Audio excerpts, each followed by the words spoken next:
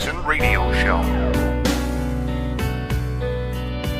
Welcome back, everybody. Kevin Jackson here. PA-18, Pennsylvania 18, what's his name? Scacone or something like that.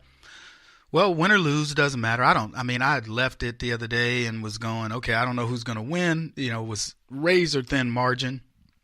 I was told, the Republicans are supposed to win it handily. Trump carried it, et cetera, et cetera. I've also been told, and this is what I keep telling you guys, when the Democrats can single out a race, they pour millions of dollars in. They said that this his competitor, I forget the guy's name, Pretty Boy Marine, which I don't think he's that hot, but he supposedly outraised the other guy 5-1. So let's say that's the case. He closed the gap with that many points, and he outraised him 5-1, meaning the Democrats came in and they put in 5 times more in that race than they could potentially put in. How many of those races are they going to do that? And then the question I would ask the RNC is, are they going to help? Are they going to respond? Or are the people in those races going to respond? I'm not a type of person who follows politics to that degree, saying, this race is critical versus this race or that race. I look at it as all the races are critical. But there are people out there, like Chris Stirewall at Fox. They love this stuff. They live and breathe it. And right now, the Democrats are pouring more money. You got Denny Starr, whatever this guy's name is, out in California, billionaire, one of these Silicon Valley guys, who's pouring money into select races. I'm talking mega millions of dollars. Races that are so expensive. The one that we won, I forget where it was, but remember that young guy who ran? It was in one, like maybe Arkansas. And we got close. It was a moral victory, but we won. It was a seat we were supposed to win. But they poured millions of dollars into a race that normally might cost $1 million to run. $35 million, I think it was. This race, they've effectively, what they're doing is they're buying politics. And you know what? That's okay. They think they're going to flip the House. They want to flip the House. And then, of course, they hope they can get the Senate back the next time around or whatever. But here's what I'm going to tell you. I don't care what happens in Pennsylvania. I'm not even following it, to be honest with you. Whether the Republican wins it or the Democrat wins it, here's what I will guarantee you.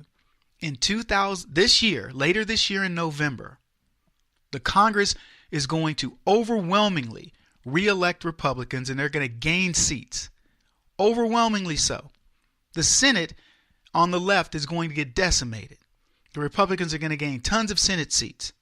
And the only thing that we have to focus on, the operatives, the people that make a living winning these races and understanding how they need to be fought, all they have to do is focus on a certain number of key races exactly the way the left is doing and go at it identically the same.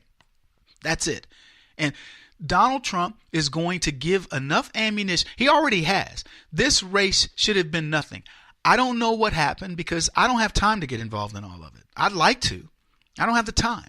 But let me tell you, Donald Trump, if he keeps doing what he's doing, and which he will, and these people get off their butts and stop underestimating the amount of money and the earned media and things that the left are doing, there will be no competition, and I'm predicting they will do it. I'm predicting it will happen. So it doesn't matter what happens here. You guys just leave it alone. Let the left have these victories that they think are going to turn the tide. I keep hearing about the blue tide, blue wave, whatever else.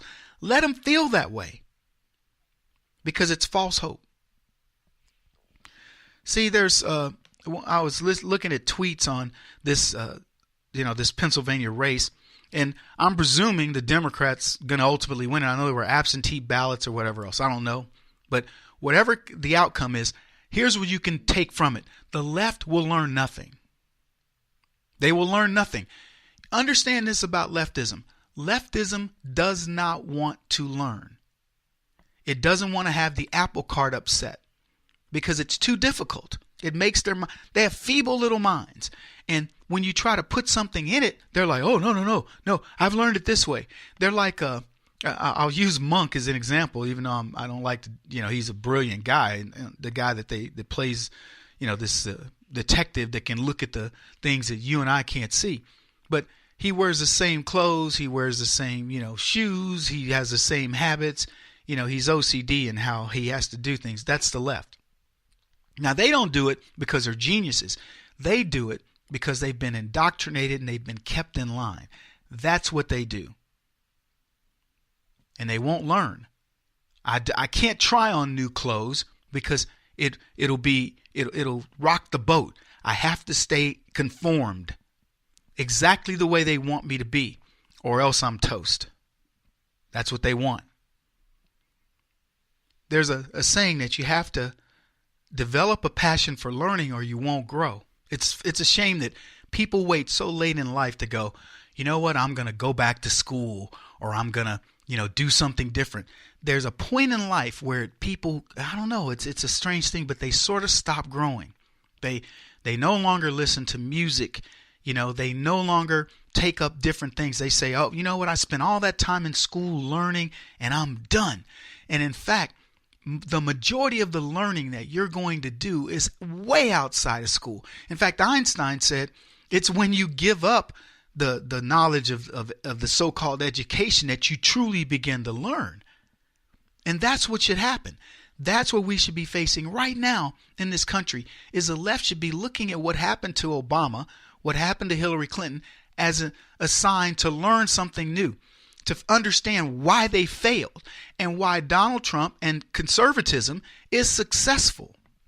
Let me explain to you guys the reason why we are going to win and why we have decided enough is enough is because we have always had a willingness to learn. We've analyzed the other side and asked ourselves what's worked. And you know what we came back with in terms of leftism? None of it. It doesn't work. It isn't us being mean-spirited. If socialism worked, we would say congratulations. It works. We have a willingness to learn.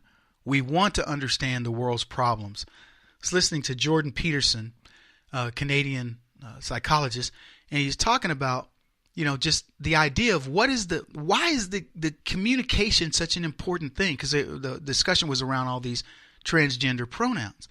And he says, I'm not using them. You're not going to hijack language and say, oh, okay, there's going to be, I don't know, Facebook had 51 different genders, and each of those genders is going to create its own set of pronouns, and I'm going to have to learn all the za, z, ear, z, z, zims, etc. that fit a certain, new fangled way to express oneself. And oh, by the way, as in California and elsewhere, and they're trying to implement this around the world, if you don't use them, you go to prison. I'm not doing it. The idea that if I don't recognize you and the gender that you aspire to and use that exact terminology, you can imprison me is ridiculous. But that's where we are. And so the arguments are, well, you should know. I meet you and I have to know what pronoun to use when there's, I don't know, some people say between 30 to 70 genders, when all I can tell you is this. There are two genders, and then there are mistakes. That's what it is. Either you're a man or a woman, right? Male or female, or you're something that went wrong, and that's okay. Now, it's not an issue for me, but that's what it is. And whether you can morph into, in certain species will morph into women. They said, I heard something like if you have put two clownfish in a bowl and they're both males, one of them will eventually become a female. And the joke of comedians is, the same thing happens in prison.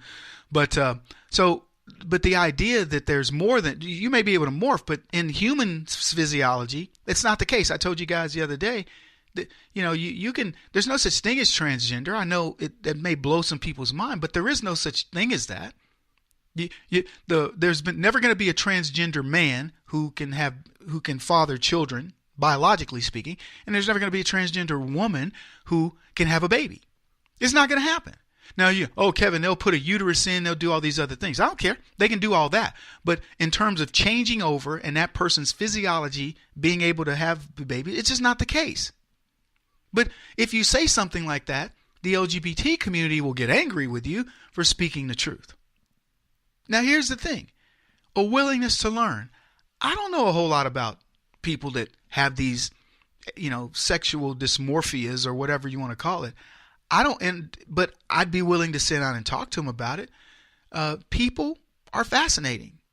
To see somebody, and it was funny, Jordan Peterson said this, and it's so true, it made me think of liberalism, but you see somebody struggle to do something that should be easy. That's what he said about people that just have no ability to get a job or whatever. He sees them and he says, it's fascinating to him to watch them because he's trying to understand their pathology. He says, and I apply to liberalism and say to see somebody struggle to understand common sense is fascinating to watch. It should teach you a lot about them. And it does. That's the psychology of leftism that I explore practically every day. Kevin Jackson on the Black Sphere Radio Network. Do you owe back taxes to the IRS or state? The secret to avoiding the IRS nightmare is to seek professional representation. My friends at Security Tax Associates provide the most cost-effective and ethical representation in the industry while helping to avoid seizures, levies, and wage garnishments. Security Tax Associates is here to ensure that the appropriate steps are taken to permanently eliminate any possibility of future tax burdens once and for all. For a free, no-obligation consultation, contact Security Tax Associates, 844-779-4177. That's 844-779-4177. 844-779-4177. Or visit them at securitytaxassociates.com.